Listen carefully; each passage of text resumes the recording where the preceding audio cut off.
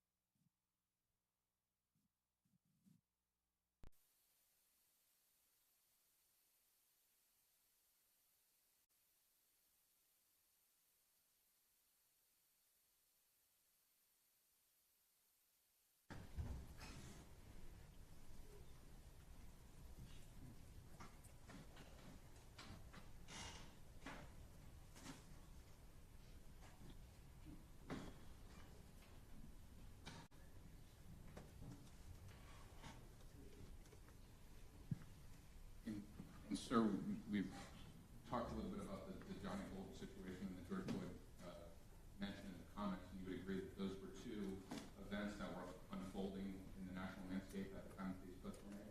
Objection calls for speculation. You can answer if you know. Sir, in reference to whatever the meaning the posts were, No, I don't mean to interrupt you, sir. I'm not asking you for the meaning. I'm just asking whether you're aware of the timing that these two events were unfolding in the media in our country at the time that the clips were made. I was, yes. Yes.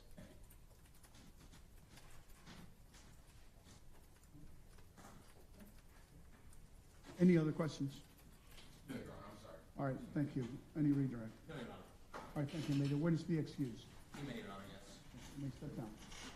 Released from the subpoena, right? Yes. Okay. We'll keep him subject to recall just in case. Okay, then you're not released from the subpoena. Keep in touch with the law. Okay. Yeah. All right.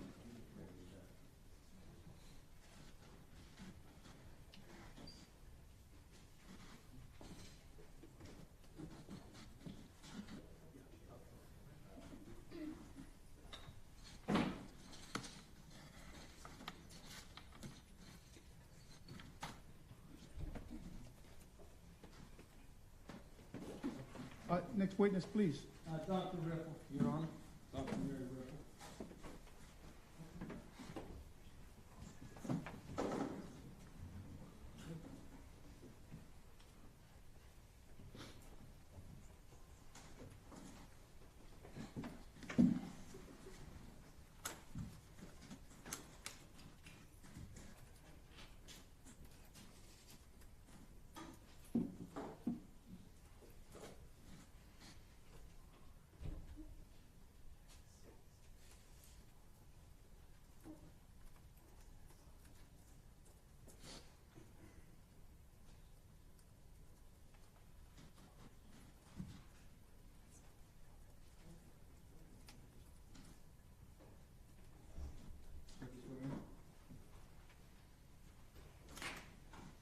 If you'll raise your right hand and be sworn, please. Help me God.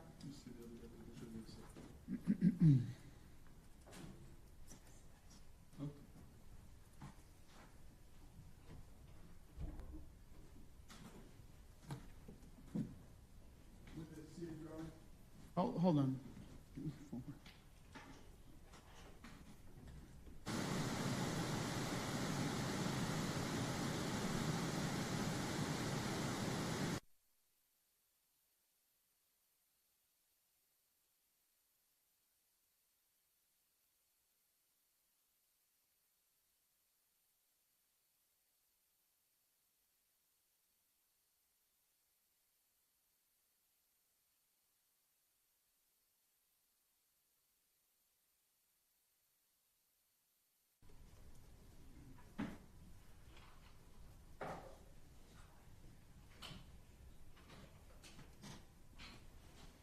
may proceed. Thank you, Your Honor. Good afternoon, ma'am. Afternoon. Would you please introduce yourself to us? My name's Mary Ripple. I'm a medical examiner, and I'm an associate medical examiner and work for Dr. James Fulcher at the Volusia County Medical Examiner's Office. Okay, and how long have you been there, Dr. Ripple? I've been in Volusia County, Florida since March of 2020. How about previous employment? Prior to that, I was a medical examiner in the state of Maryland for 20 years. Okay. Briefly talk to us about your medical background. Sure. In 1985, I got a bachelor's in science in toxicology from the Philadelphia College of Pharmacy and Science. Then in 1992, I got a master's in toxicology from University of Maryland at Baltimore. I completed medical school in 1996 at the University of Maryland at Baltimore. Then I did a residency in anatomic pathology at the Johns Hopkins Hospital, and I completed that residency in 1999. In 1999, I started a year fellowship in forensic pathology at the Office of the Chief Medical Examiner for the state of Maryland, and then I was hired there subsequently in the year 2000. And I'm board certified in anatomic pathology and forensic pathology. I'm a licensed physician in the state of Florida. Thank you, Doc. Why forensic pathology? Well, when I was in high school, we didn't have CSI back then. We had a show called Quincy Medical Examiner. I might be dating myself now, but I thought, man, there are doctors that try to figure out why people die. That's pretty cool. And then I got older and finally decided to go to medical school, and that's the kind of doctor I wanted to be, you know? I wanted to be the last doctor that somebody saw because, you know, then they can't speak for themselves. So maybe I can speak for them to try to be that sort of piece of the puzzle to search for the truth, figure out how and why they died. So that's why. Thank you, Doc. And have you testified in court before in your capacity as a forensic pathologist? Over 200 times, yes, sir. And can you tell us approximately how many autopsies you've done? Over 3,000. Your Honor, I would tender Dr. Ripple to be allowed to make opinion testimony. She's entitled to render an opinion. Thank you, May Your Honor. proceed. Can you talk to us briefly, Doc, about what is an autopsy? An autopsy is the complete external and internal examination of a body, and we're looking for disease processes, we're looking for injury. Also at that time, we might take some tissues or some fluids to do further testing on, and sometimes it's necessary to take evidence out of a body also. So that's basically an autopsy. And what's the purpose of an autopsy? Also, I might say that photographs are taken during the time if we see stuff too, but the purpose of an autopsy is to determine the cause of death.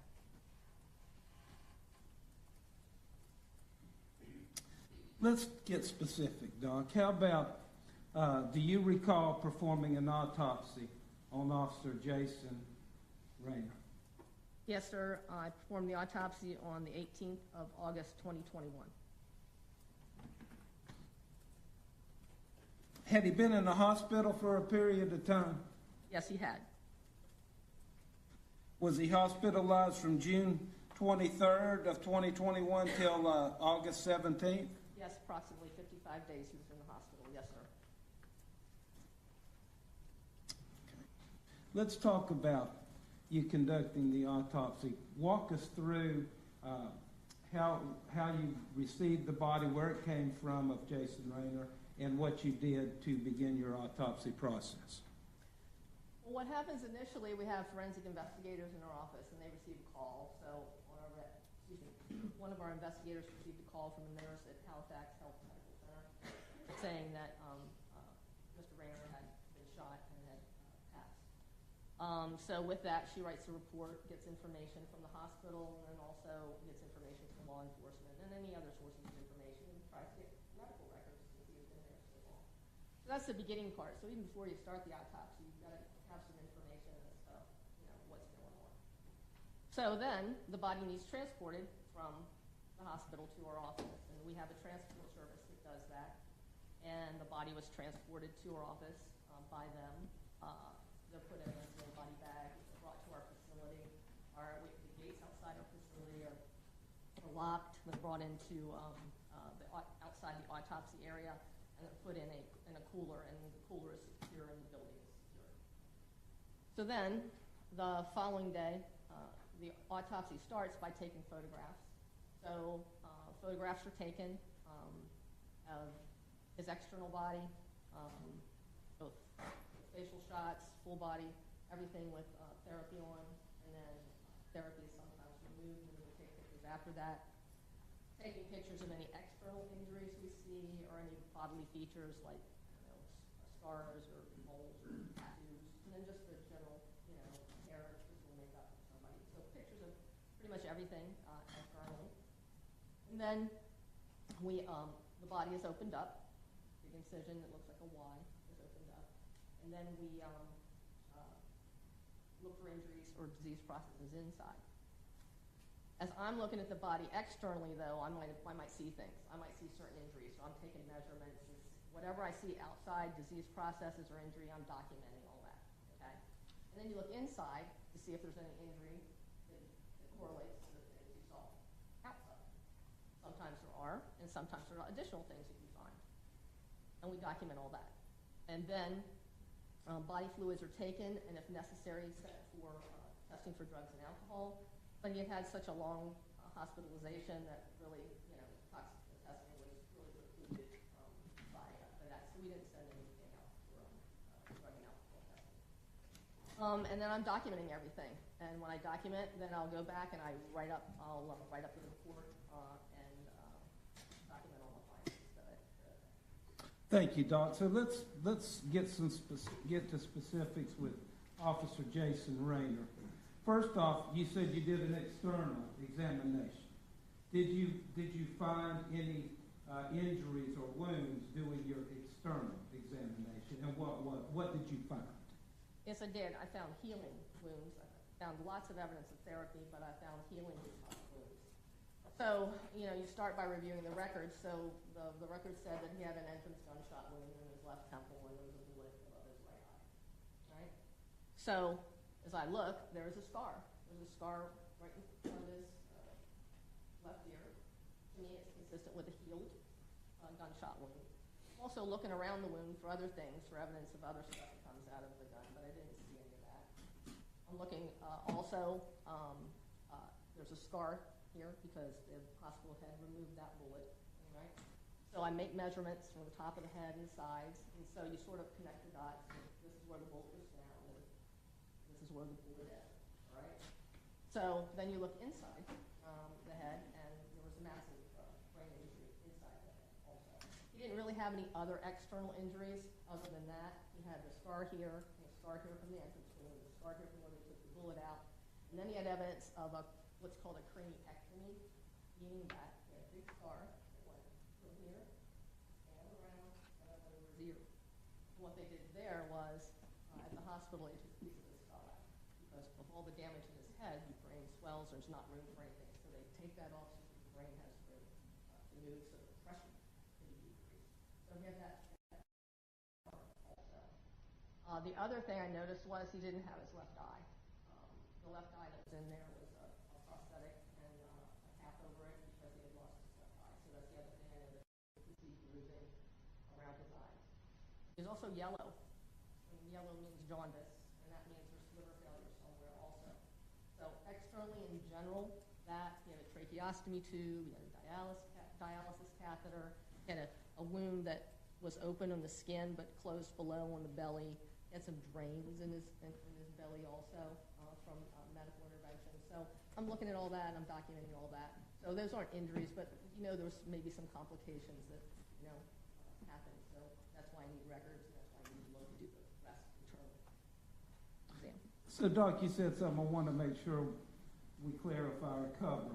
That is, sometimes you receive a body immediately after, let's say, a crime like a homicide or murder, and the individual dies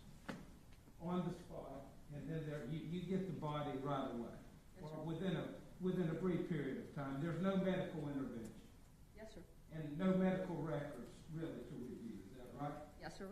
In this case, though, it was, what, 55 days, and there have been several medical interventions, correct? That is correct, sir. So, did you review the medical records as well? Yes, multiple medical records are. Yes. Quite a mountain of them, wasn't it? Yes, sir. So, in this particular case, you did your examination, internal, external, but you also reviewed medical records from Halifax Hospital? Yes, sir. Your Honor, I believe that the defense has agreed. We do have a few photographs. If the defense agrees, I'd like to get them marked. It states Exhibit SS. I'd like to get it marked into evidence so we can have the doctor talk about them. Okay? Without objection, they will be admitted as evidence. Thank you. This will be State 46. Mr. Lewis, can you go on the podium and just put her on the... Sorry. Can you isolate that camera? Yes, Or maybe, I don't know if you can. I can make it, I can pin it.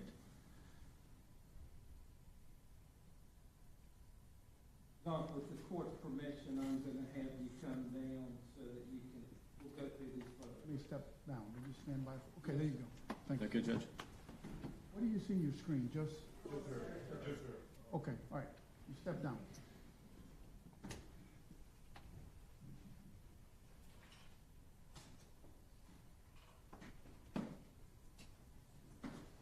Now, So, Your Honor, again, permission to publish to the jury with explanation. you must speak loud, though, because everyone has to hear what you have to say, okay? Yes, sir. Where is Thank you. Doc, I'm going Counsel, feel free to move out. to slide this pointer for you. Feel free to use it at your discretion. And I think, Doc, if you can be a little better, I want you to be able to see and explain to the jury. Okay? Can everybody see? Okay. Would you start with the bottom picture? What is that? I neglected to say during autopsy, we also take postmortem x-rays or postmortem radiographs. And this is one taken at our office when Officer Rayner arrived. We do that first before we usually take anything off. So, he has, you can see, he has no part of the skull here. That's a medical intervention again, because when he was shot, there's such massive bleeding and damage in there that such pressure comes up. And think about it, your skull is a solid ball, okay? So if stuff's in there, like bleeding and swelling, there's nowhere for that to go, so when the brain gets pushed. So this is one of the medical interventions they use. They take off a piece of your skull so that the brain has some room to move, so it doesn't push on other important things like blood vessels and things like that, okay? And Doc, would you consider that a life attempt to save Officer Rayner? Absolutely. If they wouldn't have done that when he arrived, he would have died that day. So, and then they also did other medical interventions I'll talk about later. But with regard to the x-ray, along the wound path, the entrance is about here, but again, that part of that skull has been removed, but I can see this far on the skin, okay? So there's all these little white specks going across here are all small fragments of the bullet. Now, the main bullet mass has already been removed at the hospital, I believe in mid-July. And that was taken from right there. So the main bullet was here, but there's all these other fragments along there. And those fragments are embedded in what's left of his brain in the front, the bones in front of his face, and the bones in the skull. I actually was able to recover 3 of them at autopsy. So I have 3 fragments that I recovered at autopsy itself. In addition, the other, you can't see them that well, but the other little lighter pieces, not so bright white, are pieces of bone, also, are pieces of bone that have been pushed in to the skull also. Okay, and Doc, what about the top photograph? Yeah. If you want to reorient it, that's fine. A facial identification photograph we take at the time of autopsy, showing Officer Rayner. He has black discoloration around his eyes, and that's because as the gunshot wound came in and lodged here, there's a scar right here. remove that bullet, all right? So as it came across, it damaged the top part of the eye sockets, okay? So your brain sits on top of the base of the skull, and the front part of the roots of your eyes. You can actually feel them if you lift up under your eyebrow, okay? They're all smashed, okay? Not only are they smashed, there's hemorrhage around them that has remained there, and it's a sort of a healing hemorrhage since the day that he was shot. This eye in particular looks a little dark here, and there's actually a little tear here. It's because this is not his eye anymore. They had to take his eye out because I'll explain the path what happened, but it basically killed that eye, and they had to take it out. He's also a little yellow looking, all right? Jaundice. That means liver failure, okay? Build up of a chemical in the body called bilirubin, and that's why you get yellow, and it's toxic. And that's one of the complications, later complications from the gunshot. This scar there, that's the front part of that scar when they went around to remove that part of the skull. Thank you, Tom. Let's go to the next one.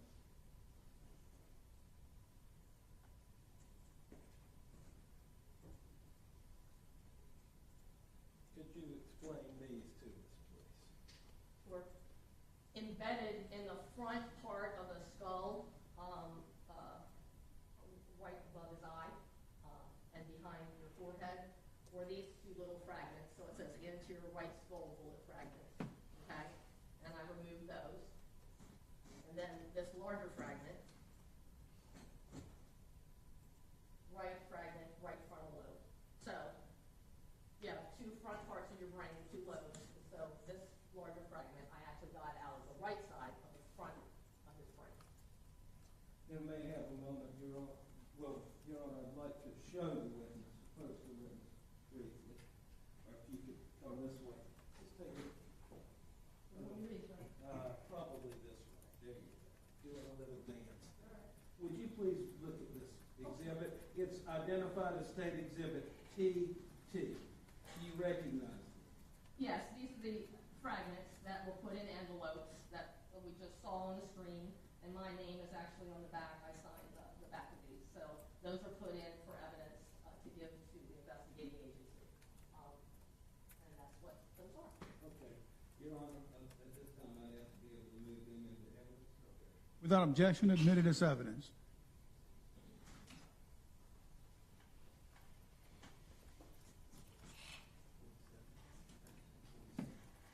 Permission to publish to the jury, Your Honor. You may do so.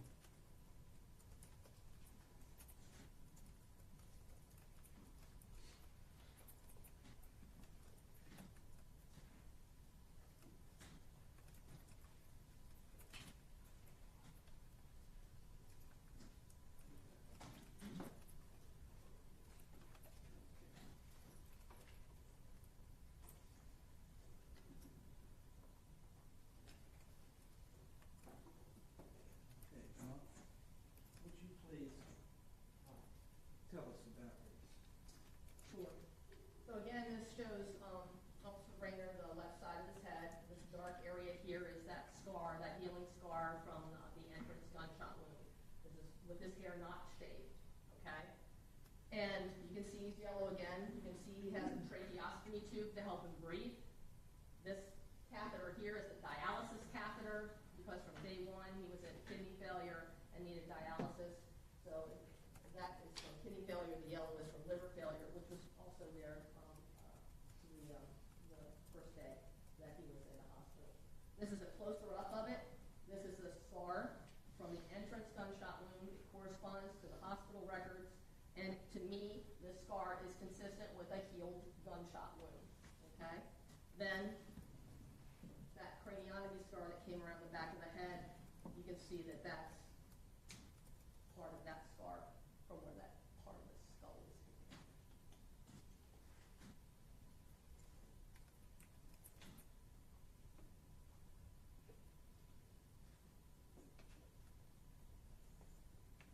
And these two photos, please, Doc.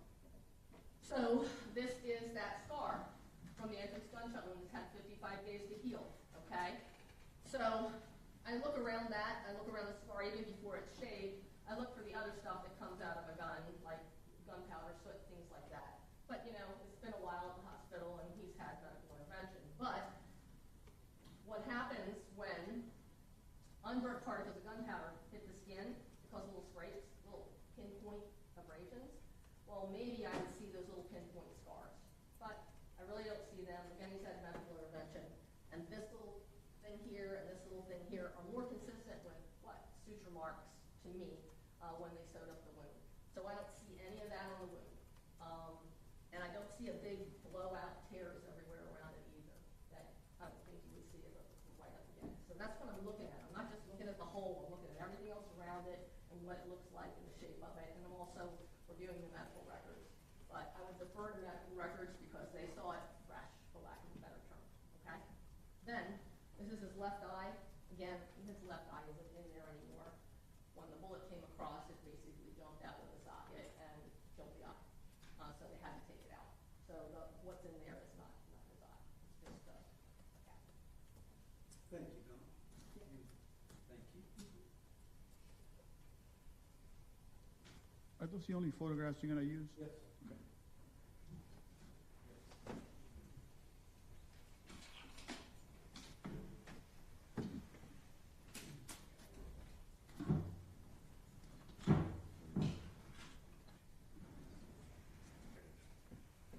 Doc, I might be getting ahead of myself a little bit, but I'd like to jump to the manner and cause of death, and then I'd like you to explain how you reached those conclusions.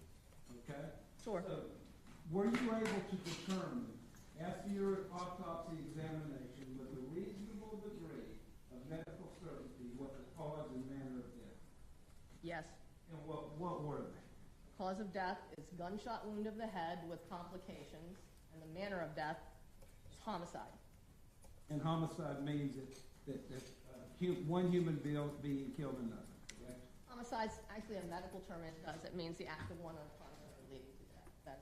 That is the definition. Okay, so let's talk about that a little bit. You said complications, and I think you touched on it a little bit in your testimony about the liver and the kidney. Could you start there? Start with the liver and explain to the jury how a gunshot wound to the head can impact so substantially on the liver of an individual, or on Officer Rayner. All right.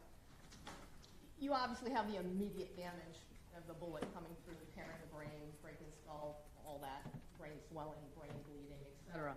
So when pressure builds up in the head, also say he lost blood through the hole in his head, and he also lost blood into his head. So he's bleeding, all right?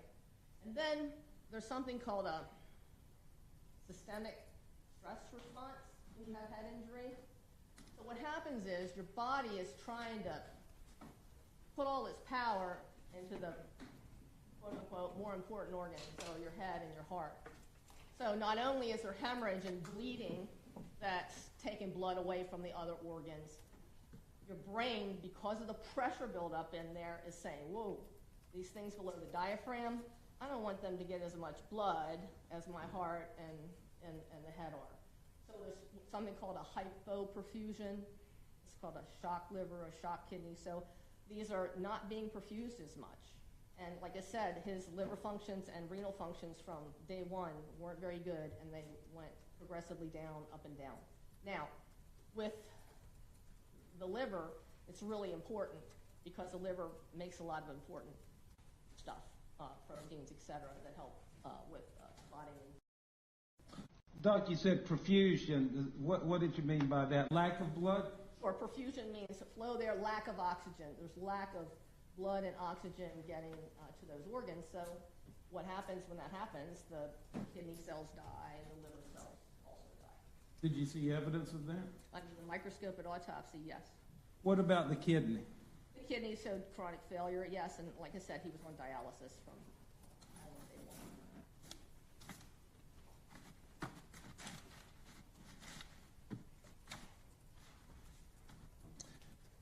Doc, I'd like to go through some of your complications with you. How about the issue involving his stomach and bleeding? Could you talk about that a little bit, please? Okay, so the liver. It all goes back to the liver. And why is the liver bad? Well, because of the gunshot wound to his head. Everything goes back. The whole chain of events started because of that gunshot wound to his head. Okay? So his liver's bad. Liver makes almost all the proteins you need to make your blood clot. It also makes a bunch of proteins that break up those clots. All right? Normally, the liver's in nice balance. Has a lot of living cells. It's happy. Well, his liver is damaged already and dying, so you have less reserve. So any little tip in your condition, any little inflammation, anything, you're going to clot, you're going to bleed, you're going to clot, you're going to bleed, you're going to clot, you're going to bleed. And throughout his whole hospitalization, it was like 1 step forward, 2 steps back, 2 steps forward, 1 step back, when you just don't have enough reserve. So we had 3 episodes of major bleeding. Mr. Larissa is talking about the first episode of major bleeding, okay? And that was on the 9th of July, okay, where he has a tube in his stomach, okay? Not only did I show you the trach tube and the dialysis catheter, he has a tube in his stomach because he can't take anything by mouth, okay? So he has a tube in his stomach. The word used in the medical records is incidentally or accidentally pulled it out, okay? When he did, it caused a lot of bleeding in there, okay? But it's not just from pulling that tube out. When they went in to check, the surgeon's records, both surgeon's records state that in the area where that tube was pulled, of course there's a tear, and that blood's going, that's going to contribute, but the stomach was already damaged in that area, okay? Ulcers, little ulcers and hemorrhage all around it, okay? So it's not like a normal stomach wall, so it's thinner, more susceptible to injury, and it's already ulcerated. Well, what does that come from? I'm taking the surgeon's words. They're called Cushing's ulcers, okay? You only use the term Cushing's ulcers when the ulcers are a result of head injury. You're saying, well, how in the heck do you get ulcers in your stomach when you got injury to your head, okay? Well, what happens is all that buildup of pressure, okay, from day one pushes on very important parts of your brain. One area called the hypothalamus, one area called the brainstem, but pushes on important areas that stimulate a certain nerve. That nerve is called cranial nerve 10, it's called the vagus nerve. What does that nerve do? It causes acid secretion in the stomach, okay? So that buildup of pressure, pushing on those areas, stimulates that vagus nerve. Now it's acid, acid, acid, acid, acid in the stomach, and what happens? I think most of us know stomach acid causes ulcers. So that area is already damaged. And the words are from the surgeon, from the medical records, Cushing's. So that's where that bleeding episode came from. He recovered a little bit after that also. It was 39 days he lived after that incident. But he had 2 other major bleeding episodes. Talk about those, please. The other major bleeding episode,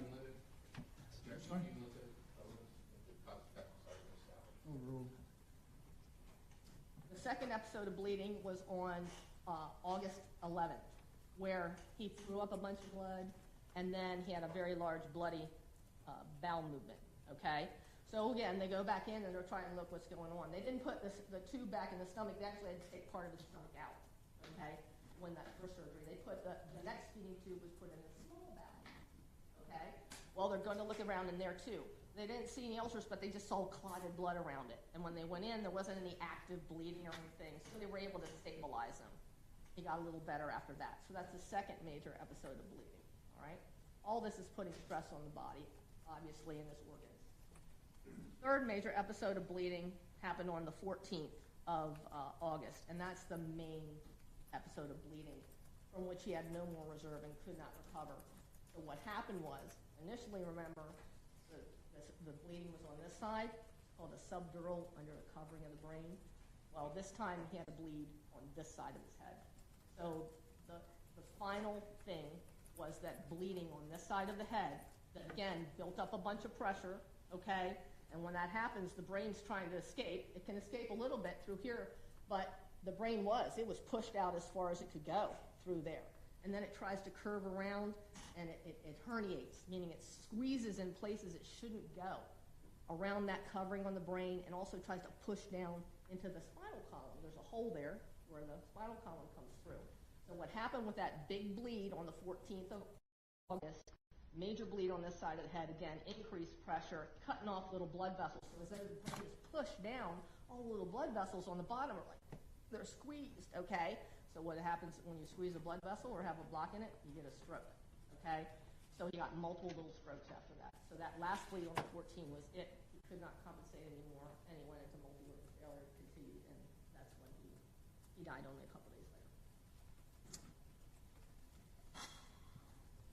Doc, let's talk a few minutes about some other issues that are part of your autopsy evaluation.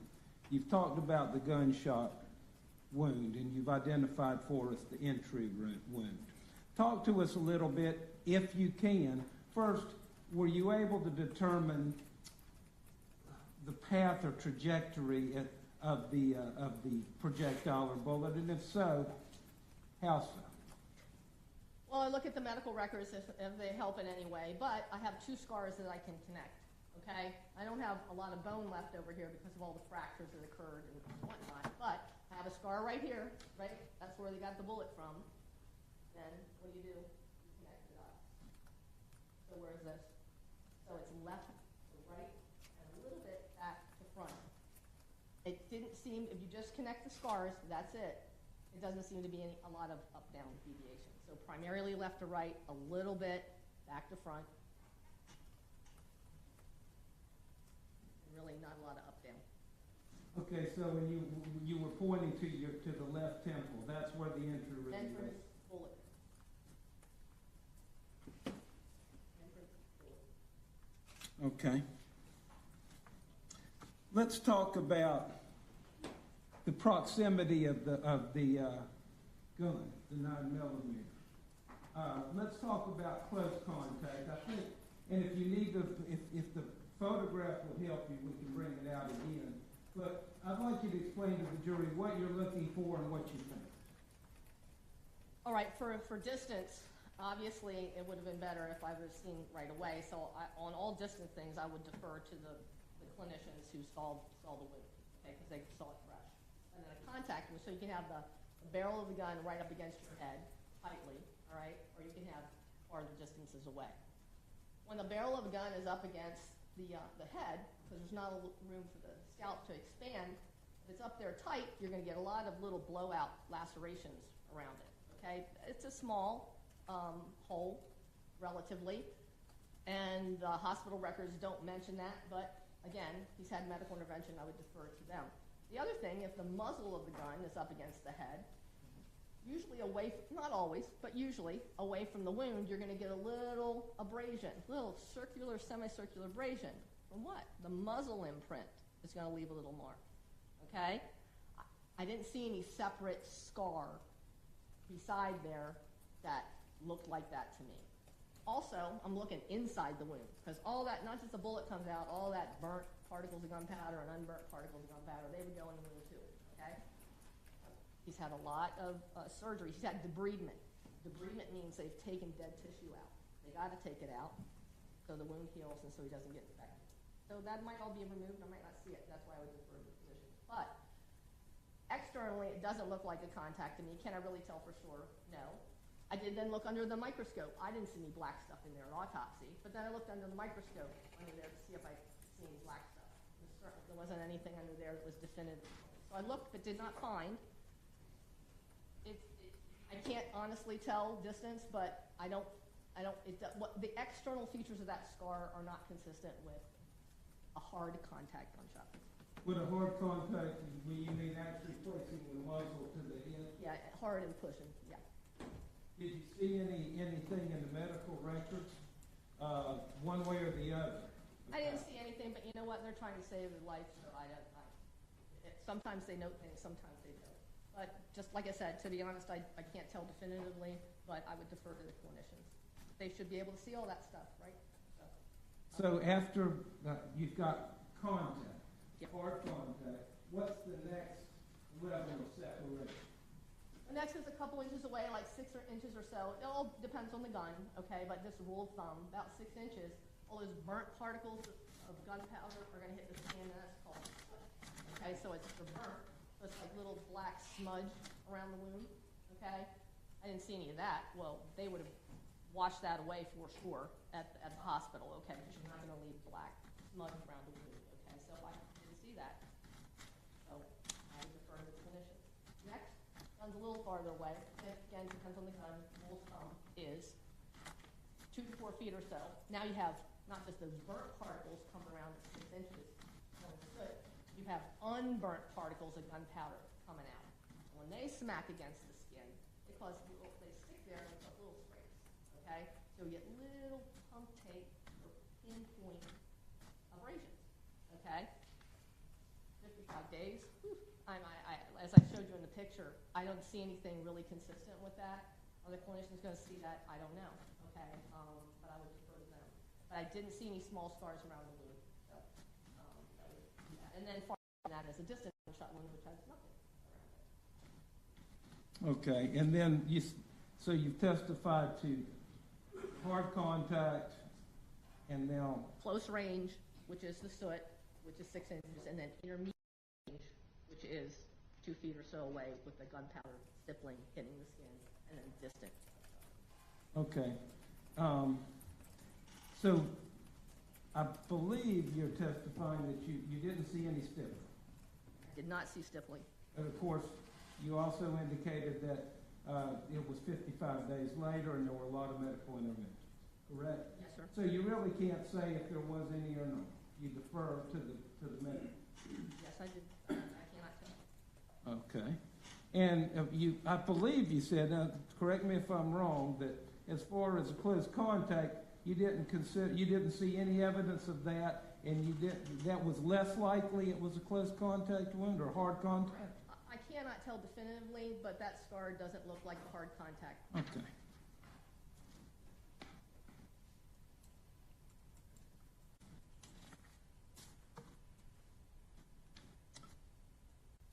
Let's talk for a minute about where Officer Rader was and where the defendant was. Can you really testify with any medical certainty or tell us what the positions of the body? No, I cannot. And tell us why you can't. Well, I don't have anything to go on the body because of time passed and medical intervention, and I was able to look at that video, and I can't tell. It's too dark for me. I can't tell. So. And do bodies move? Yeah, bodies are moving. There appears to be some physical interaction going on, and you just can't. I can't tell personally. I can't tell.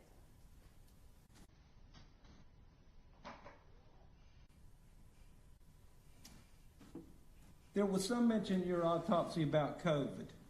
Did you, with Officer Rader? Right. Talk about that for a minute. I just got to refer to my notes so I get my autopsy report so I get my dates straight. So I guess he's shot on the 23rd, and on the 25th he has a COVID test that comes up positive. Okay, but that's the nasal swab that we all don't like. And then he's retested again that same day, and he's retested the next day, and they're negative. And then that's the PCR test, so that's the gold standard for it. So the hospital thought it was a false positive. I thought it was a false positive, but you know what? I looked at microscopic sections of the lungs, okay? Because he did also, in addition to that brain bleed, he had pneumonia at the end too. Because he had some bacteria growing in there, he aspirated a little bit. Looking at the lungs, and unfortunately, I've seen enough COVID lungs to know what COVID looks like. So looking at it under the microscope, it was consistent more with an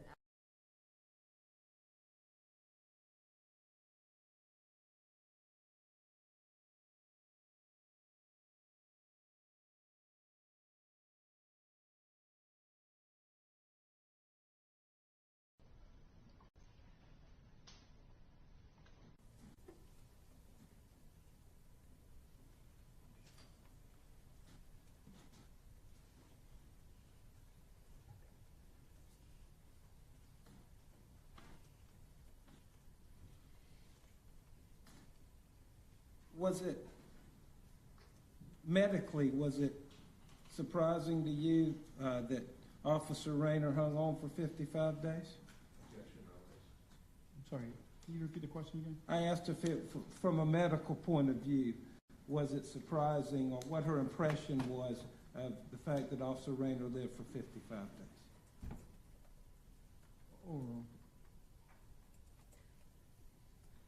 Dying is a process, okay? And as I stated before, he rallied, he has one step forward, two steps back, one step forward. You can't predict a person's, ability to compensate for an injury or their response to therapy, et cetera. But he had pretty devastating brain injury, and I am a little surprised that he lived that long. Is there any doubt in your mind, Doc, that Officer Rayner died from the gunshot wound that was inflicted on him by the defendant on June 23rd, 2021? Absolutely not. He died of that gunshot. Attend to the witness, Your Honor. all right, thank you. Any cross-examination?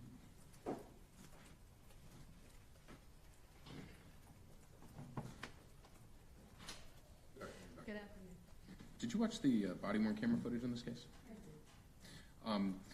You talked a lot about the complications that Mr. Rayner had as a result of the gunshot wound. Do you recall that bit of testimony? Yes. And would you agree that there's nothing about any of the complications, whether it be bleeding or liver issues, that shed any light on the positioning of Mr. Wallace and Mr. Rayner at the time of the shot? Absolutely, you can't tell the mission based on the complications. Okay.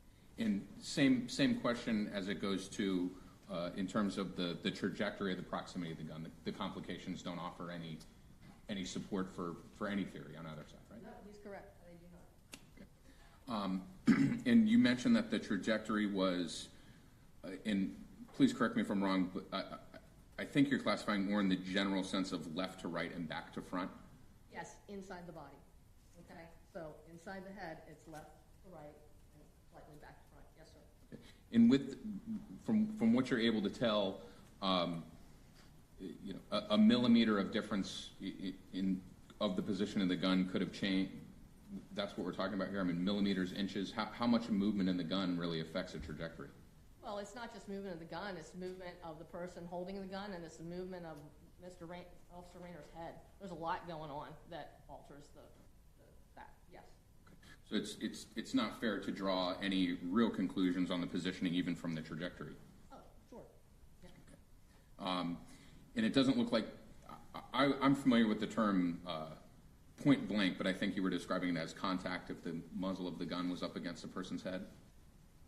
Point blank can be multiple things, but that's one of them. Sure. All right. And we can't necessarily rule that out, but it seems like that's, based upon the observation of the injury, probably an unlikely scenario? That's correct. Okay. And you can't necessarily say it was 6 inches, 12 inches, 2 feet, 4 feet? Nope, I cannot tell the distance of that gun above his head. And is there anything in terms of the medical analysis that you performed that would disprove a claim of self-defense in this case? It has nothing to do with what I do. Okay. Thank you, ma'am. I think, can you read, right? No, sir. Waiting witness be excused, state. Yes, sir. Defense. Yes. You're released from the subpoena. Thank you. Next witness.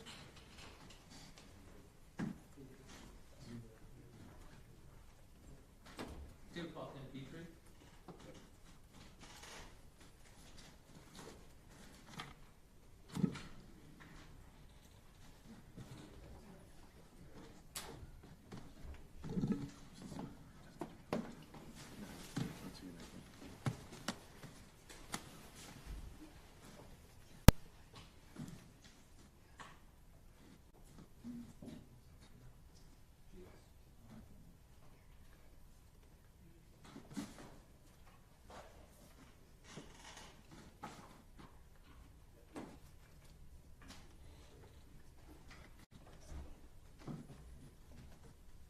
Raise your right hand, please. I do. You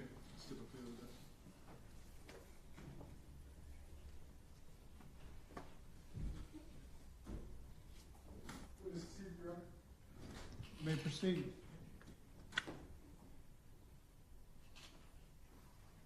Whenever you're ready, sir. I'm ready. Can you please state your entire name? My name is Timothy Brian Petrie, And can you spell it for the court reporter, sir? Timothy Bryan Peetre. Where do you work, sir? I work at the Florida Department of Law Enforcement. I'm in the Orlando Regional Operations Center. And how long have you worked with FDLE, sir? 32 years. What is your current position at FDLE? I'm a senior crime laboratory analyst in the biology and DNA section of the lab. Do you work in the same section as Corey Crumley? I do, yes. You guys pretty much do the same job? For the most part, yes. For the most part, okay. Can you just briefly explain to the jury what your duties are on a day-to-day basis? On a day-to-day basis, I'll examine items of evidence for cases that have been submitted by local law enforcement agencies. What I'm specifically looking for are body fluid stains, materials such as blood, semen, saliva, hair, skin cells, things like that. When we find those items, we then perform DNA testing on those items and then compare that DNA information to DNA information from individuals that may be involved in the case. Can you tell the jury about your training in the field of working with DNA? I completed a forensic serology school with FDLE. Serology is the identification of body fluid stains and things like that. I completed a basic serology school with the FBI Academy. Then I completed the 2-year-long training program in DNA analysis with FDLE. And then ever since then, as DNA technology has evolved, we undergo training all the time. As the technology changes, we get trained or retrained and newly trained in the advances in DNA testing. When it comes to your work doing DNA analysis, how does statistical analysis come into play? Statistics are used anytime we have a DNA match or an inclusion. Anytime there's a question evidence sample that I've derived a DNA profile from and I have included or matched somebody to it, we give a statistic that in the form of what's called a likelihood ratio that will give you an indication the likelihood of somebody's inclusion into that mixture. So that kind of go to the certainty of the match or of the comparison? In common sense words, yes. It's basically a statistical weight to the declaration of an inclusion or a match.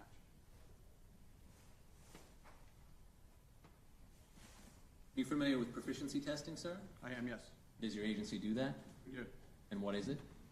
Proficiency testing is testing of samples that are given to us from an outside agency. We perform our work on it just like we would a normal case. We send off the results, and then we are informed whether or not we've passed that test. We do that twice a year, and the agency is, or the samples come from an agency, not FDLE or any other law enforcement agency. It's a commercially purchased test that we take.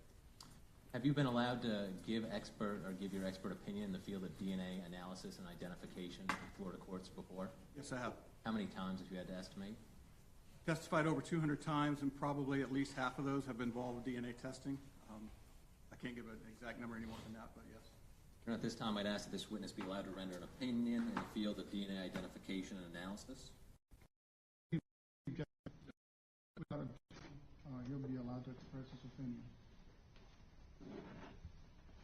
Doctor, the jury's heard from Corey Crumley. Do you use the same testing procedures that Corey Crumley uses? I do. The same 4-step process to analyzing DNA? Yes, exactly the same.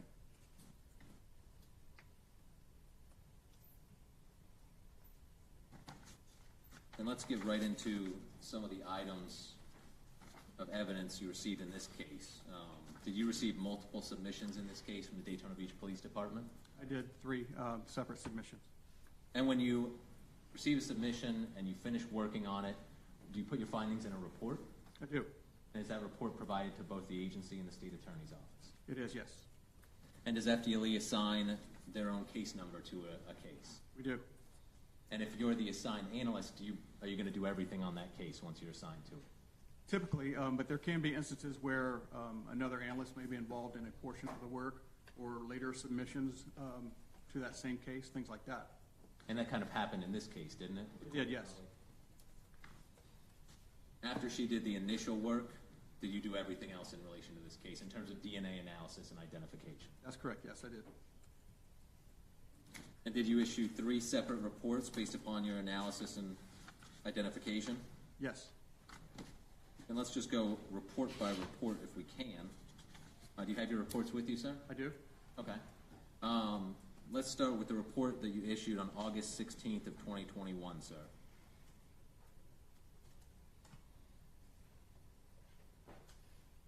Okay. You got it? I do. What items were submitted from the Daytona Beach Police Department for that? There were two items that I performed testing on: a firearm, a Glock 17, which had a magazine and 16 rounds in the magazine. And then the second item was a casing, a Hornady 9mm casing.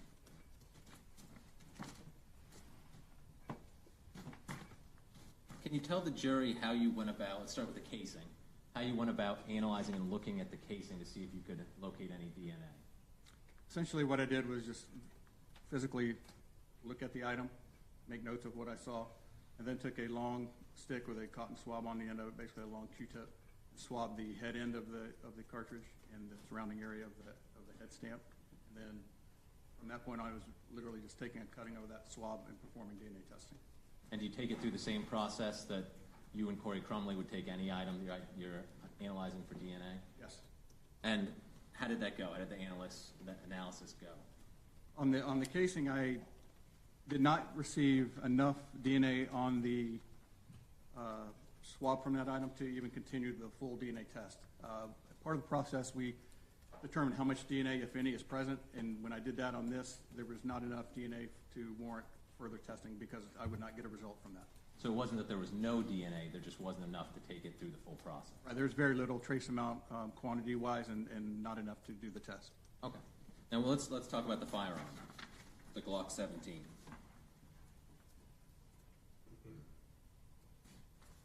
Did you kind of do the same thing with the Glock 17, look at it and decide where you should swab it? Yes. And typically with firearms, where do you swab? We swab from what we call the textured areas, which would be the grip, the trigger, the slide, areas where one that would handle the gun would have touched. And then in addition to that sample, I also took a sample from the barrel or the tip end of the gun. So two separate samples were run from the firearm. Let's talk about you said the tip of the gun or the handle of the gun? Barrel? The barrel of the gun. When you swabbed that and took it through your testing procedures, what did you find, sir? I obtained just a very small amount of DNA information, and it's so limited that it's not usable to interpret or use for any comparisons. And what about the swab from the textured areas? Did you take that through your 4-step testing process? I did. And what did you discover, sir? I obtained a DNA mixture consistent with 3 donors, including at least 1 male, and then stated that DNA information is suitable for comparison. So if you had a known sample, say from a buccal swab or a bloodstain card, would that be comparable to what you recovered from the textured grip of that Glock 17? Yes, it would. And was that everything in your first report on August 16th of 2021? It was, yes. I think you correct me if I am wrong, your next report was August 31st of 2022? That is correct. Did you receive an additional submitted item that was the basis of that report, sir? Yes. And what did you receive? Those were the buccal swabs represented as being from Othal Wallace. And when you get buccal swabs from a law enforcement agency, do you take them through the same testing procedure? Yes. And did you do that with these buccal swabs? I did.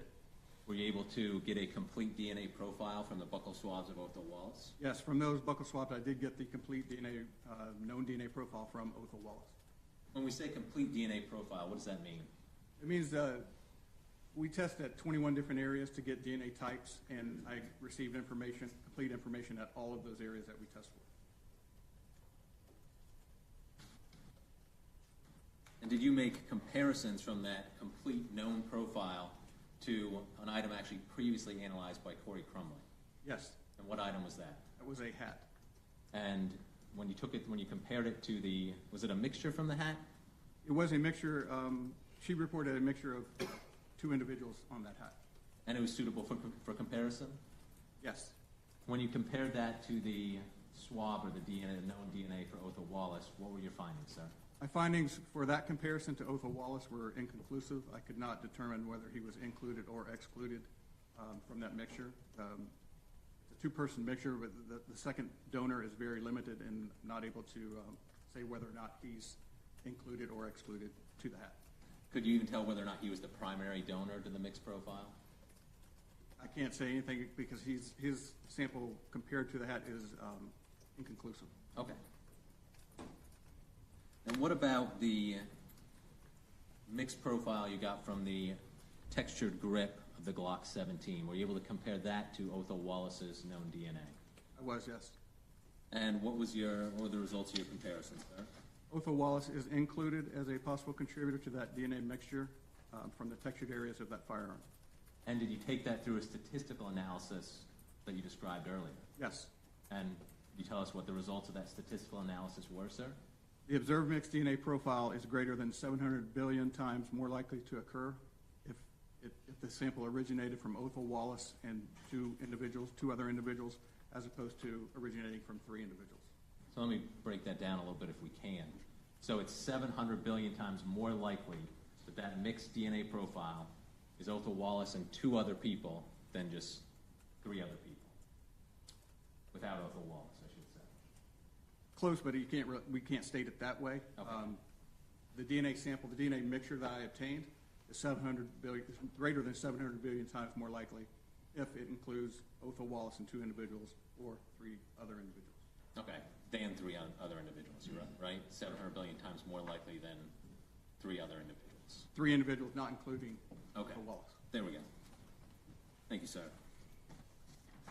Did that conclude your report of August 31st, 2022? It did, yes. Let's go to your final report on May 2nd of 2023. Did you receive several additional items that were the subject of testing and analysis in this report? Yes, I received 4 separate items. What did you receive, sir? An FTA blood card represented as being from Jason Rayner, which is a dried down sample of his liquid blood. And then 3 swabs, I believe from a vehicle that were named rear H, rear hatch, and rear tire sidewall. Let's start with the bloodstain card of Officer Rayner. Did you take that through the 4-step process of DNA analysis and testing? Yes. And what was the result of that, sir?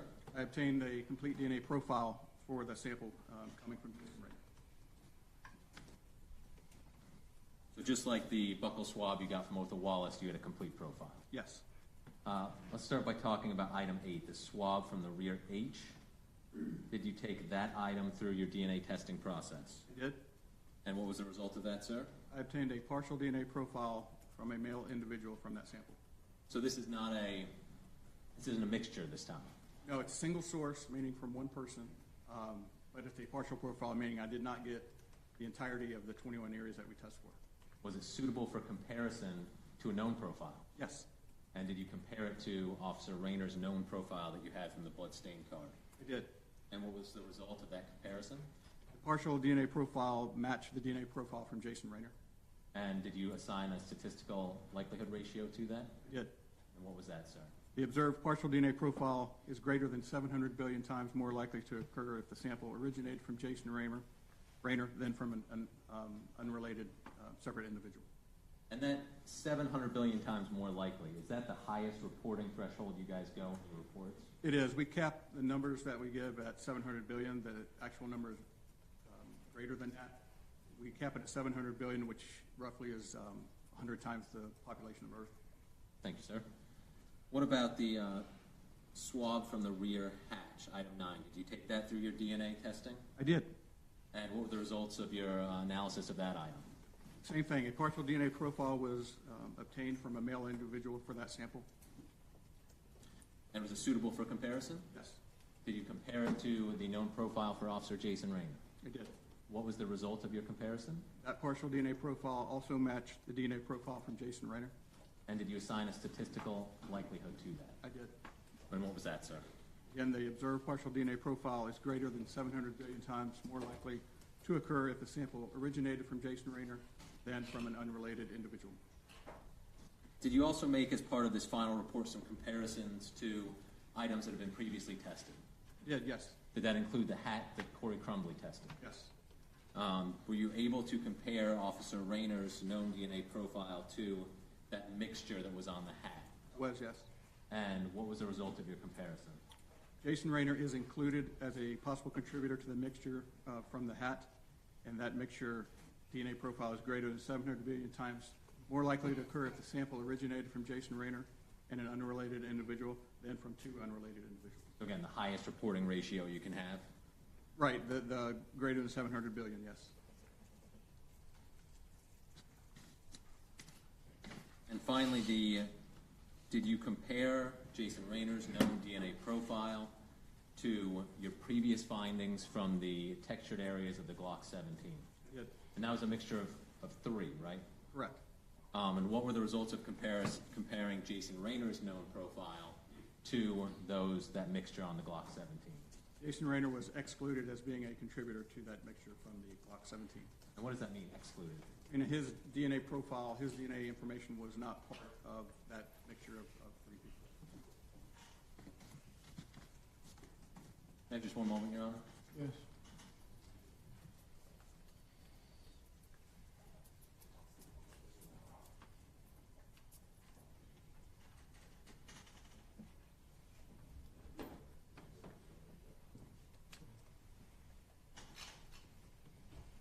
Judge, the defense is willing to stipulate in the swabs from the textured areas and the barrel area of the Glock 17, which was collected by Mr. Petrie, states VB for identification.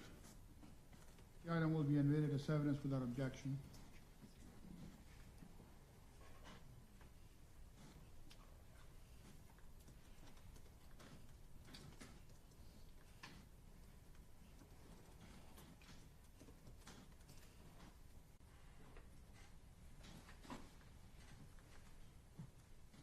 I just have one more moment, Your Honor. Yes.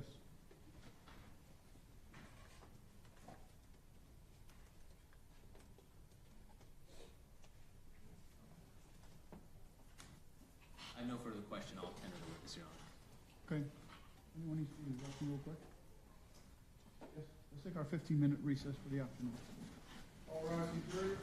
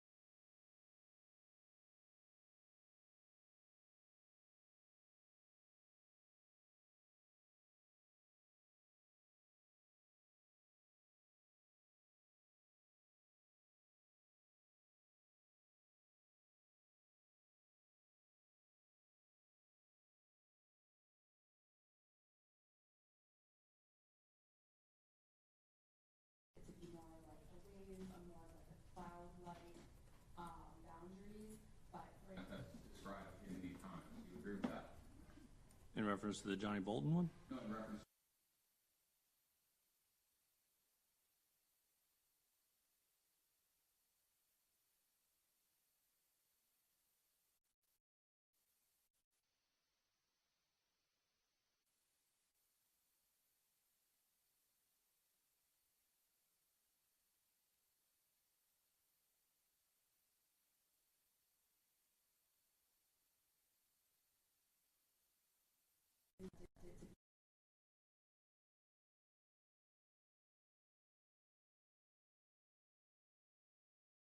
More like a wave, a more like a cloud-like, boundaries, but right. That's described in the comments. Do you agree with that?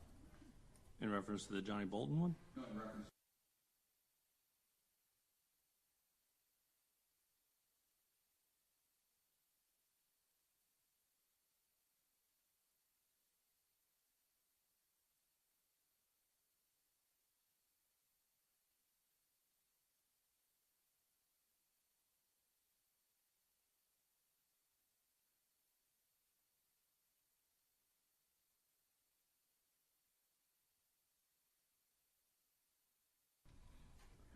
Sir, in reference to whatever the meaning the posts were, No, I don't mean to interrupt you, sir. I'm not asking you for the meaning. I'm just asking whether you're aware of the.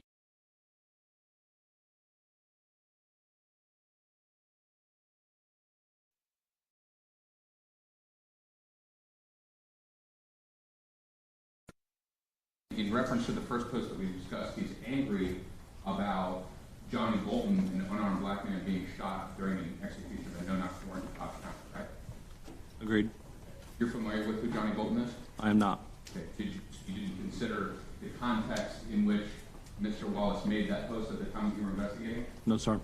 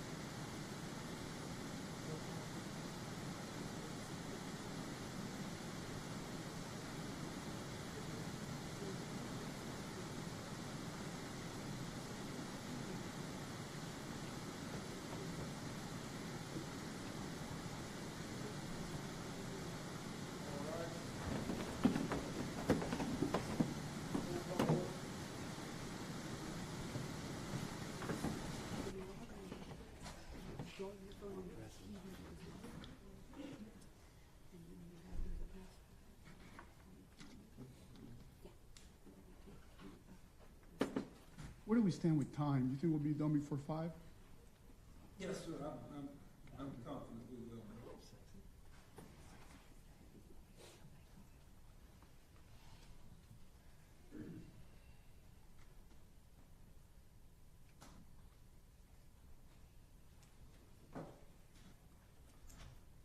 All rise and adjourn.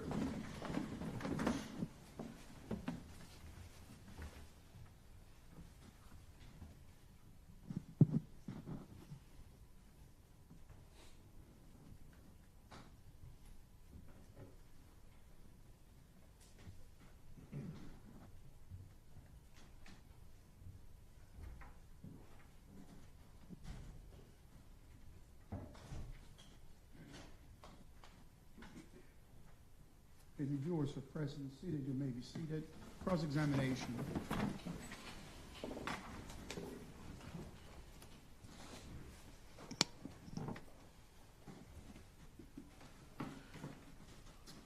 Good afternoon, sir. Good afternoon. Just want to direct your attention to some of the analysis that you did on August 16th, 2021. You have that report there? I do, yes. All right. Just specifically, you looked at the casing, Yes. and the casing, the DNA analysis was insufficient. I mean, you can't really say that Mr. Wallace's DNA was there or was not there. Is that a fair way to categorize that?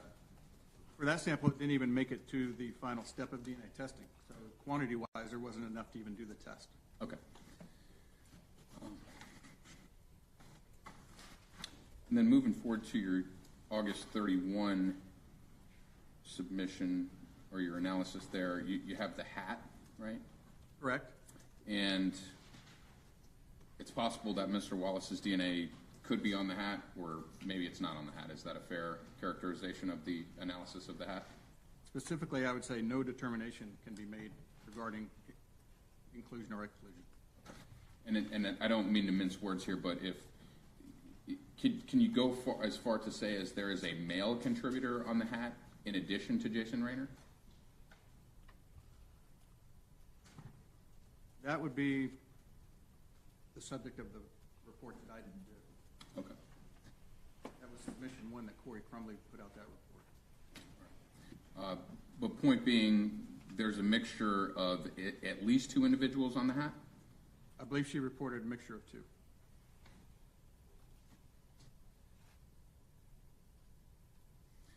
You know, I want to talk a little bit about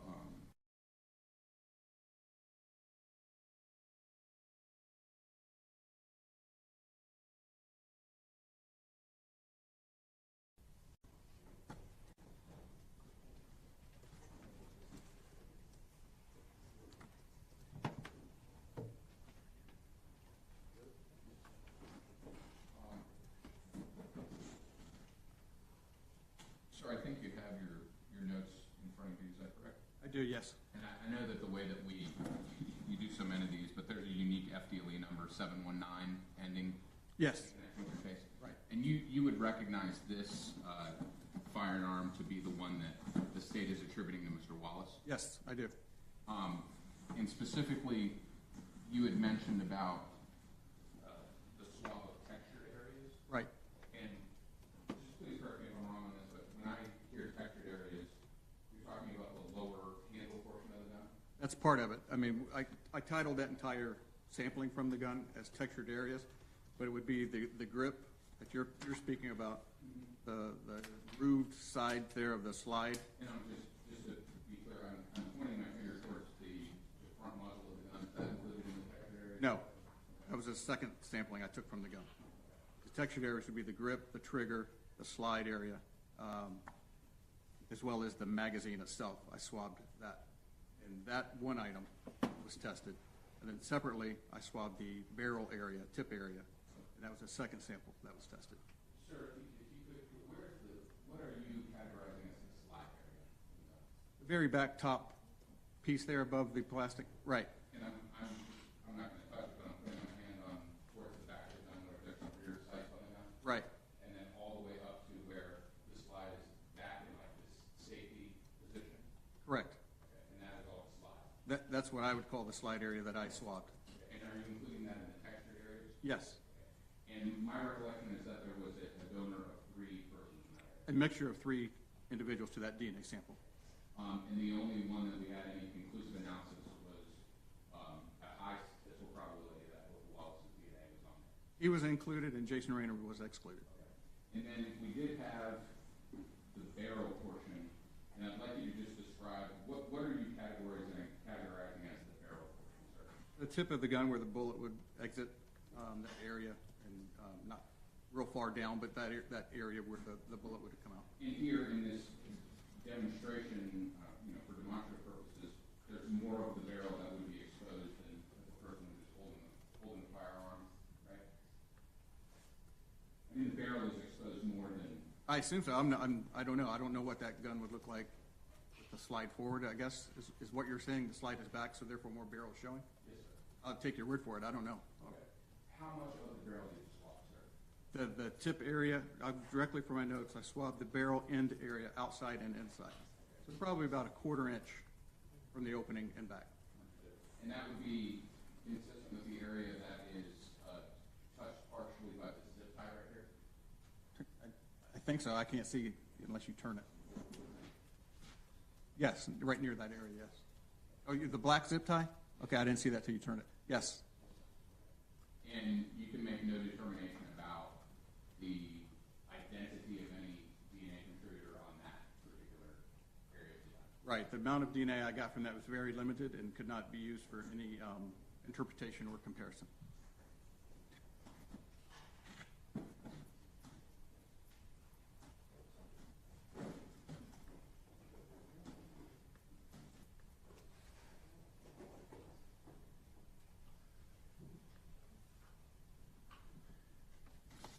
Mike?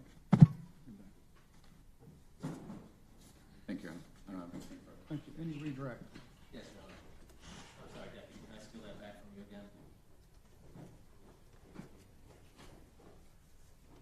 Just a minute, step down or so, put it up on the cross where you saw the firearm. Yeah. Just like there, you can look up there.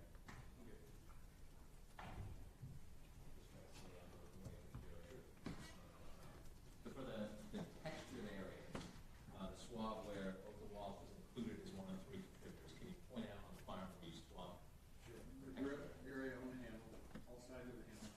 This area here, which I call the slide area, with the textured grooving on that area, as well as the trigger. And then, like I said, also the magazine, especially the butt end of the magazine. So these areas. And for the second swab, the one that there wasn't sufficient DNA for any comparison, can you point where you swabbed that? Right at the barrel end, pretty much right there in that area. Okay, just Inside and out. that small area inside and out. Right. Thank you, sir. That's all I have. All right, thank you. Any recross? No, Your Honor. Okay, thank you. May the witness be excused. State, He made it on, yes? defense. Yes, sir. You're released from the subpoena. Thank you. Thank you. All right, state your next witness. J.B. Williamson, Your Honor.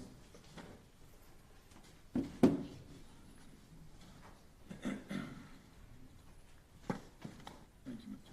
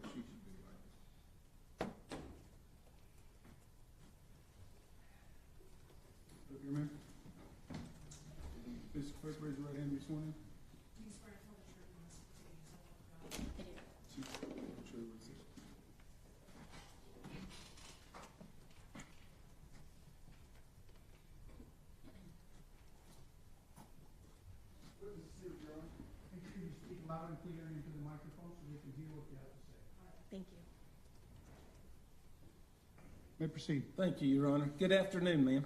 Good afternoon. Would you please tell us who you are and what you do? My name is Jamie Williamson. I'm a senior crime laboratory analyst in the Firearms section with the Department of Law Enforcement in Jacksonville. And how long you been so employed? I've worked with FDLE since January of 2008. Okay. And could you just briefly explain a little bit more what your role or position is, what you do there at FDLE?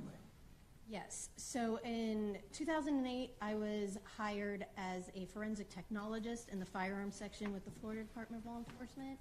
2009, I was promoted to crime laboratory analyst in the crime scene section. And then in 2018, I made a lateral shift into the Firearms section as a crime laboratory analyst. And then in 2021, I was promoted to senior crime laboratory analyst. So that is my current job. As my current duties, I do microscopic comparisons of fired bullets, cartridge cases, shot shells. I compare them to each other to determine if they were fired in the same firearm and how many firearms that were possibly used in a crime.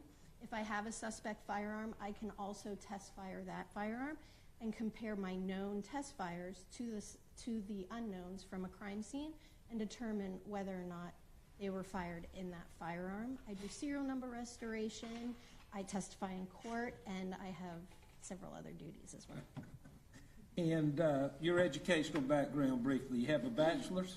I have a bachelor's in cellular molecular biology, and I have a master's in criminal justice. How many firearms have you examined over the course of your career? In my 15 years, over 2,000 firearms. Okay, and how many cartridge casings over the course of your career? So 2,000 times 2, 4,000, and then more than that, so thousands. And have you testified in court? Yes, over 40 times. Okay, great. Your Honor, at this time I'd ask that this witness be allowed to render opinion testimony. You're allowed to testify in opinion form.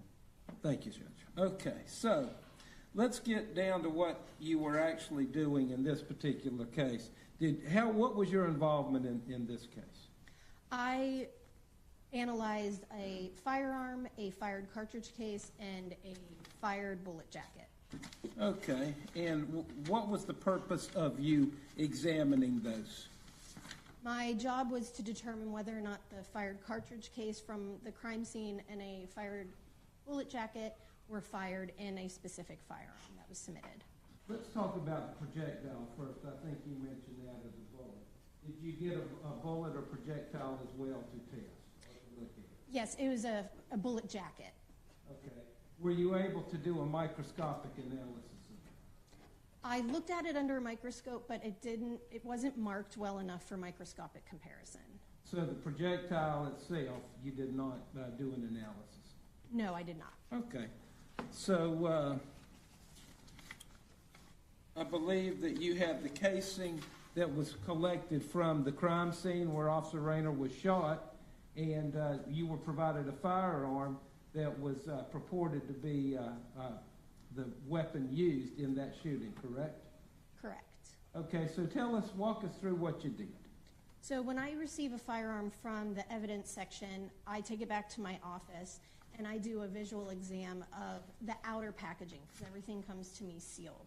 So I make sure that the box is sealed. It comes in a box. I make sure the box is sealed, that my case number on my case file that I was assigned matches the case number on the box. And I'm just doing an overall outer examination. Then once I deem that this is the item I was supposed to receive, I open it and then I do a visual inspection on the items inside. There was a Glock pistol in this case. I did a visual exam. I make sure the barrel is clear. I make sure the chamber is clear.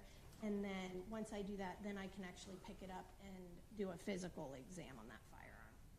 Did you get the serial number for that particular firearm? Yes. Could you review, if you need to review your report, could you please share the serial number with us, please? Yes. The serial number was NSM 913. And was that a Glock Model 17? Yes, it was. Okay. Now, let's talk about the actual process that you went through. Tell us walk us through what you did to get you to the point of doing a microscopic analysis. Okay, so after I deem the firearm to be safe to handle and do a physical exam, I'm taking notes on the make, the model, the caliber, if there's anything, wrong with the safeties or if they're working properly. I'm even taking down the class characteristics, meaning where's the extractor and the ejector placed in the firearm, as well as the rifling of the barrel. I then use ammunition, whether it's laboratory provided or ammunition submitted in a case. I will use that ammunition to test fire the firearm in our laboratory. We actually have an in-house range.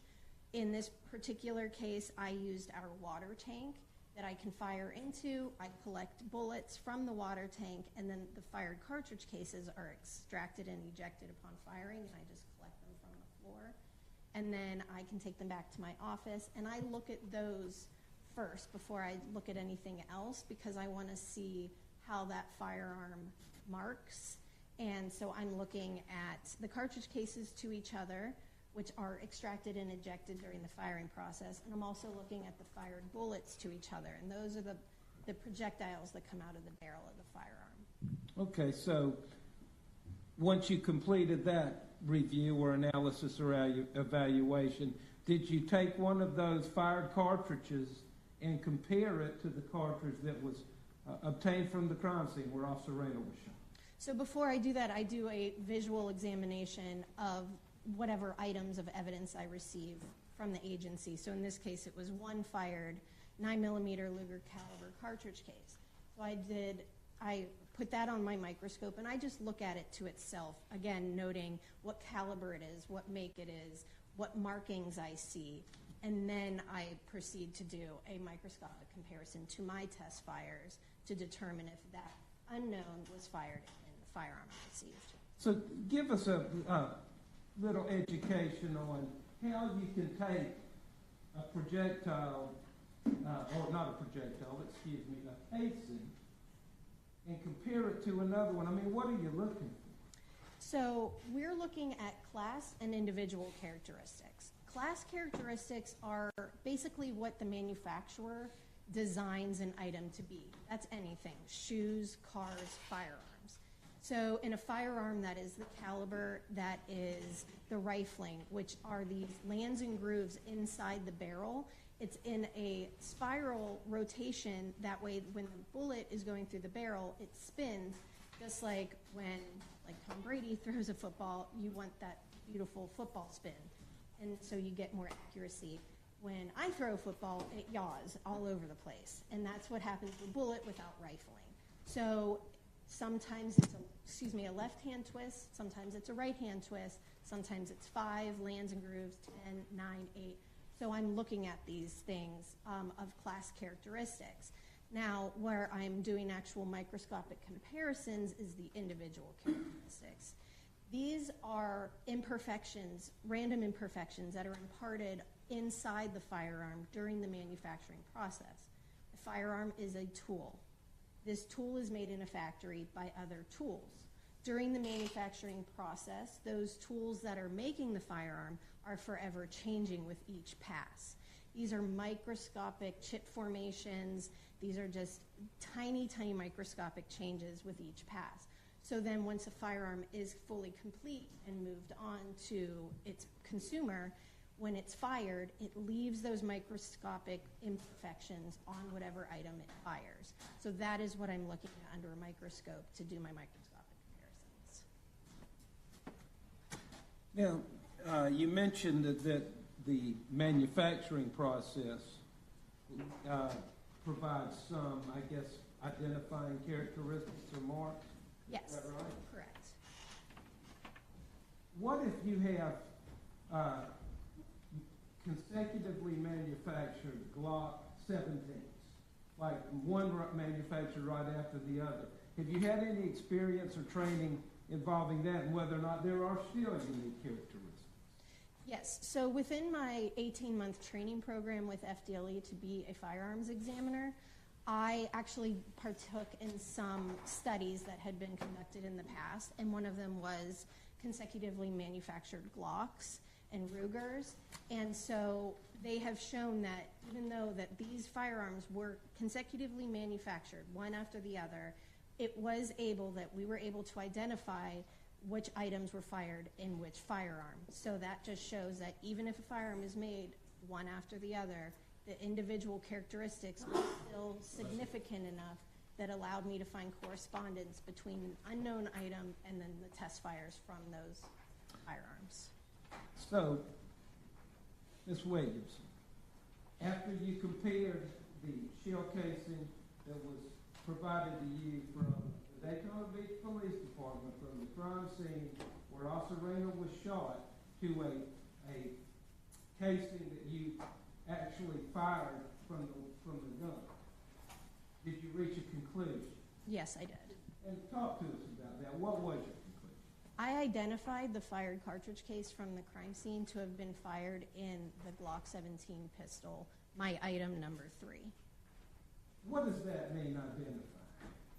Identified is my term that I'm allowed to use instead of saying match, because match isn't technically what we like to say, but it is just how we use the verbiage based on the affiliation that I'm under, which is the Association of Firearm and Tool Marks Examiners.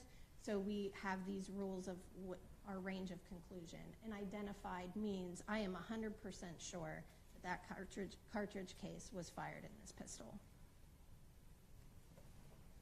Was this, what about peer review? Did you have a colleague look at it? Your Honor, sustain. Sustain.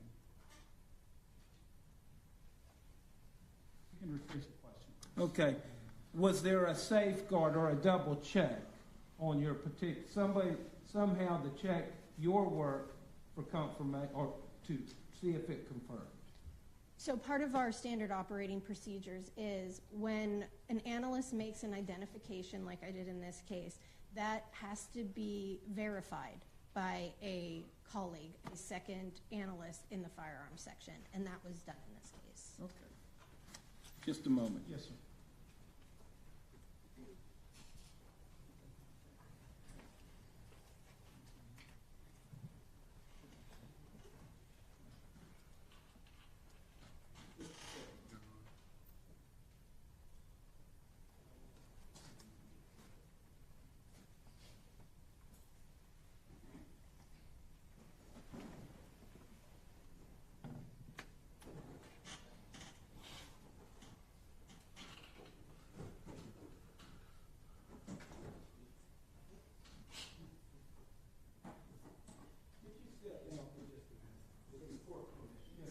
Careful.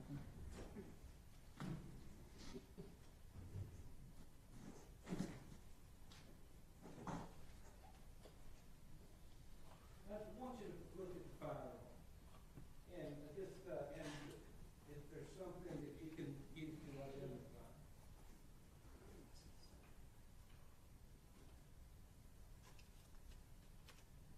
Okay, is this the firearm that you received and testified and compared to the shell casing from, received from the crime scene? Yes, it is. Okay. And would you look at that casing right there?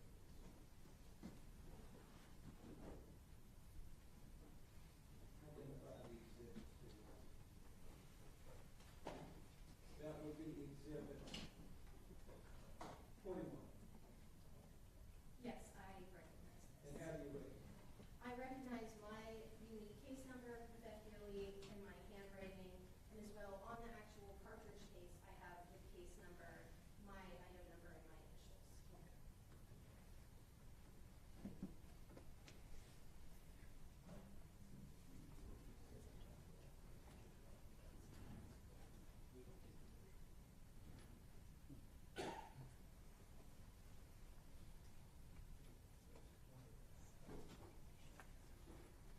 And on exhibit 29, the firearm, how were you able to identify it? Same thing, my unique case number, my item number, my initials, and the serial number. Into the witness, Your Honor. All right, thank you. Any cross-examination?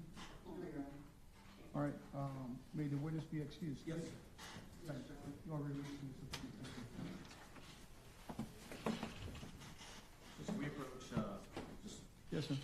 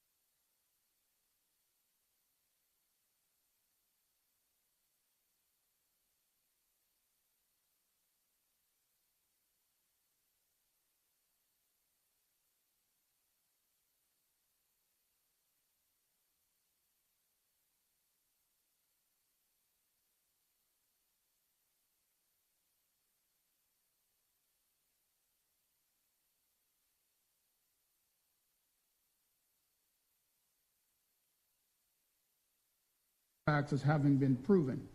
However, the significance of these facts, as with all facts, is for you to decide.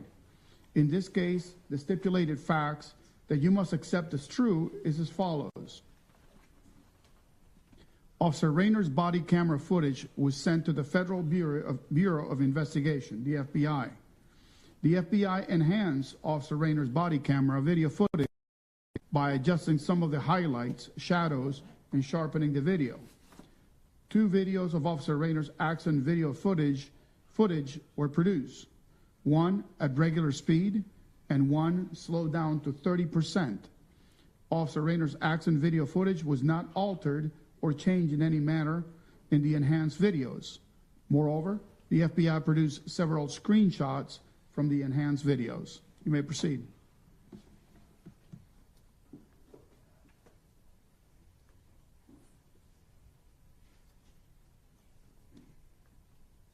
Judge, may I publish at this time? Is it in evidence already? I'm going to reinstate with objection. Without objection, admitted as evidence.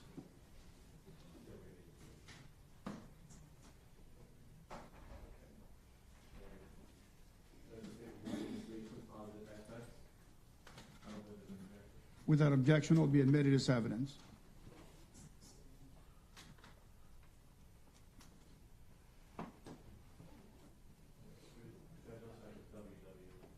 Very well.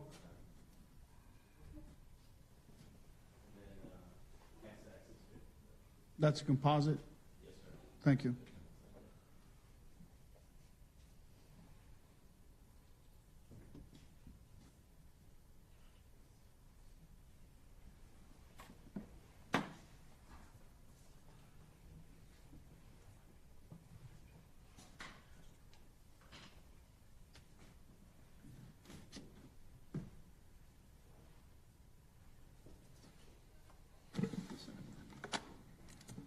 Can I have council sidebar just real quickly?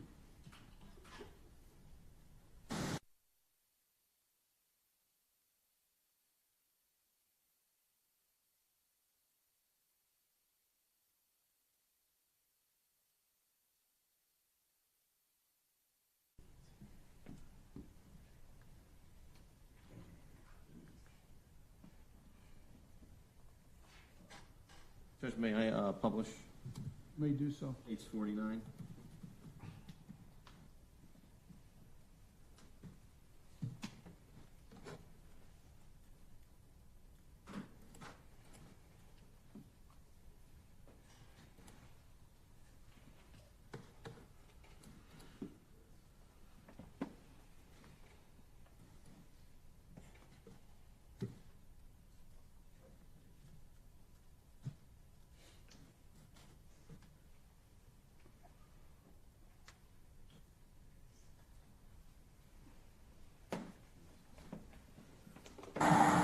How's it going?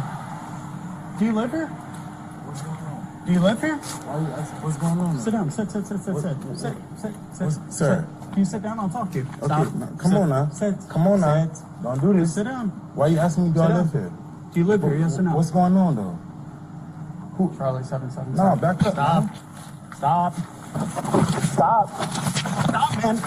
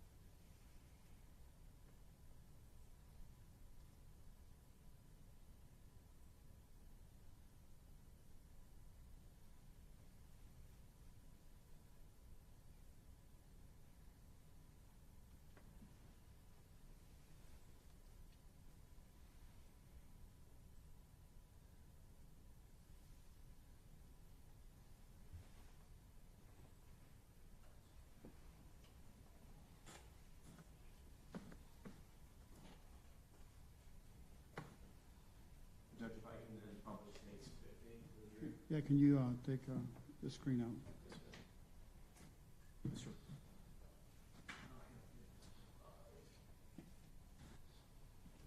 No, can you swap down?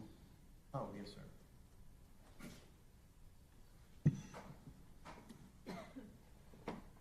Go ahead, publish your exhibits. Yes, sir. This is stage 50A.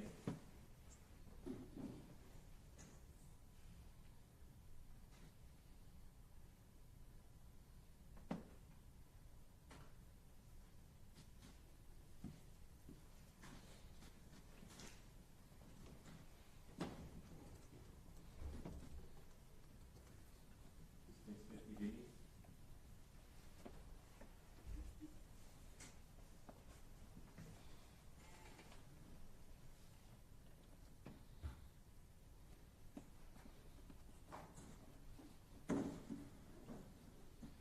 Stage 50C.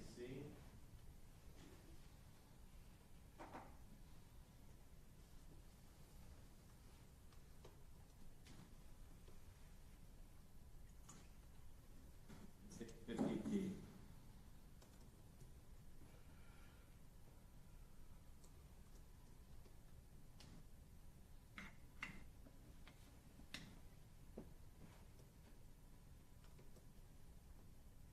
Thank you, Judge. All right, ladies and gentlemen, we're going to adjourn for the day at this time. It is anticipated that sometime tomorrow, we're still on track for closing arguments. So we're still on track to give the case to you on Friday. So as of right now, there might be some delay tomorrow for you in the middle of the day. Just to let you know that we might start at 9, but there may be a long gap in between the next, whatever happens at 9 and whenever we reconvene for the closing arguments. And I don't know what that gap is going to be just right now. So if you want to bring a book or something, a magazine to read, I think one of you asked if you could bring your laptop to do work on. I respect that you will work on it and not do any research about this case. So I will see you tomorrow until 9 a.m., reminding you once again, do not do any research on your own. Do not talk to anybody about the case. Do not try to get any advice from anybody while you're away from the court. When that goes among yourselves, do not talk about it. See you tomorrow. All rise, the jury.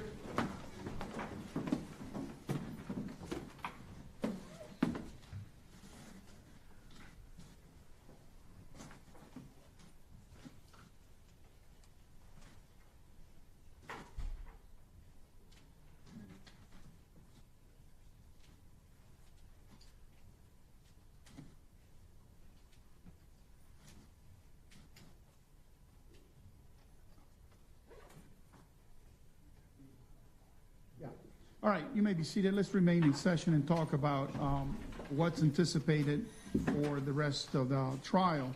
State, what do you have in place that remains? You think you have one more witness? We have potentially one more witness tomorrow morning. Is it a lengthy witness or a short witness? I would say an hour, Judge. Okay. And then I'm anticipating that you would rest after that witness? Yes, sir. All right. And then, Mr. Wallace, we had a conversation yesterday about either choosing to testify or choosing to remain silent. I'm not going to ask you for the answer today, but I'm definitely going to be asking you about that tomorrow. So to the extent that you have time to discuss this matter with your lawyers, I encourage you to do that, okay? All right. Do you have any witnesses that you're anticipating calling or no, other than Mr. Wallace, potentially? Potentially, Your Honor, depending on our perception of who the last witness is. You may call witnesses? Or We may, Your Honor, yes, sir. Oh, okay. All right. Do you know how many roughly? Tell me time. Would it take us beyond noon? I don't anticipate that, Your Honor. Okay. All right. So, assuming that we get done with the evidentiary portion of the trial by noon, we're looking at the afternoon for closing arguments. I'd say we do a charge conference sometime, either the morning or early afternoon. Then I get time to close